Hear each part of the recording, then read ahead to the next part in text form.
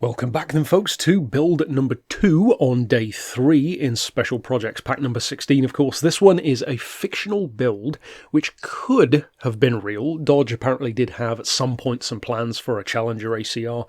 Obviously that never quite came to fruition. I don't think it's necessarily a bad idea that it didn't. It is a very big, very hefty car which doesn't necessarily have the best of cornering dynamics from what I hear from former owners of them. It's a straight line monster of course, especially in demon form etc. And in terms of building this ACR, I decided to go down the route of more so you could say like an ACRX Viper, kind of like what I did, I think it was in the last update, and you'll see in a second we're taking this one out to Laguna Seca as well, but similarly to the ACRX, I haven't really boosted the power that much over the standard car, so it's got 848, and in my own little fictional world, I imagine this is being based on a demon, so up around the same kind of power, but with lower weight, of course more of a focus on grip and downforce, and just kind of like the Viper ACR is really a more track-focused, track-honed version of the Challenger. So in terms of the build, of course I've done a bunch of small details to change the car, but as you can see it's not crazy.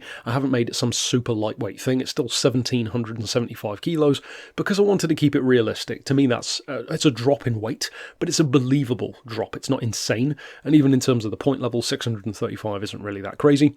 If you click on the link, you will of course see that I've done 3 different versions on my storefront, if you will, in the game. I've done this white version, which has the black and red accenting stripes. Those small stripes, which are kind of reminiscent of the channel logo, those are actually what I've done in place of actual stripes. So obviously Dodge has a lot of red, black and white in their designs anyway, so instead of having the big double stripes over the car, which personally I don't think would really suit the shape of the car, it's more of a Viper thing, I decided to have those smaller kind of nods to a stripe instead, almost turning the stripes themselves into kind of a badge, if you will. So on the white version, it's black and red.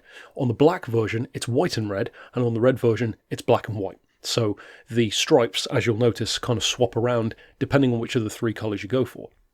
Although white is the standard one that I've gone for, I think that red might be the best looking one, but it'll be up to you as to which one you want to pick. Now as far as the parts, of course you want stage 1 weight. We've got the sports hard tyres, which if I recall I'm pretty sure I've just gone with those. As far as the club sports section, you've got the power restrictor and the ballast. It's pretty handy to have that in most cars anyway, even if you don't use them. We've got the semi-racing clutch and flywheel, the diff.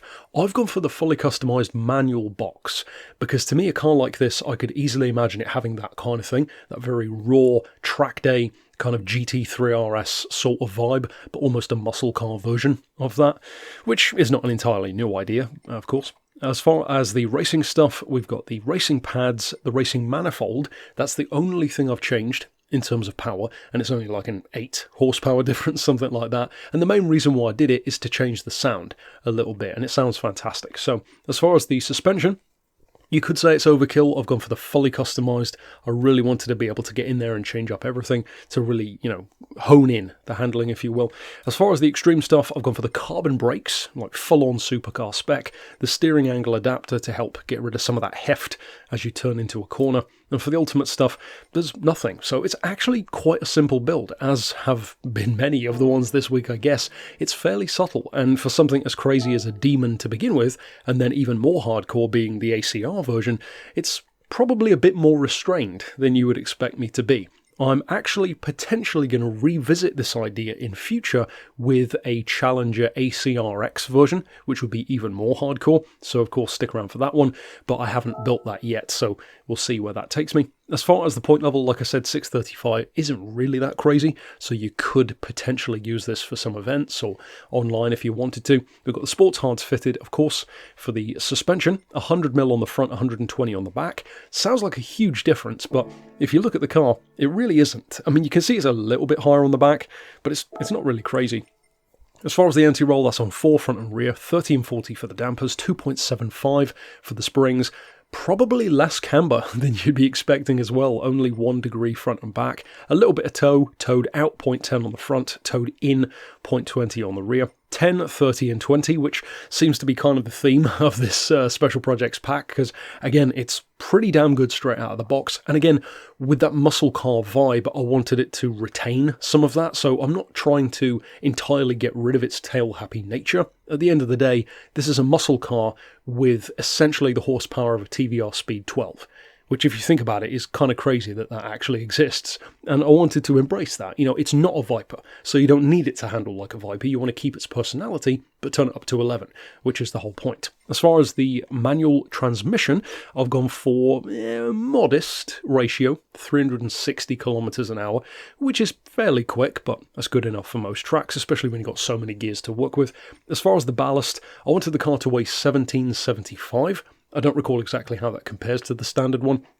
I think that might have been something like, what's that, about 60, 70 kilo drop, somewhere around there, I don't recall. And I've got that 50% toward the back, which is still very much front biased, but it's an improvement nonetheless.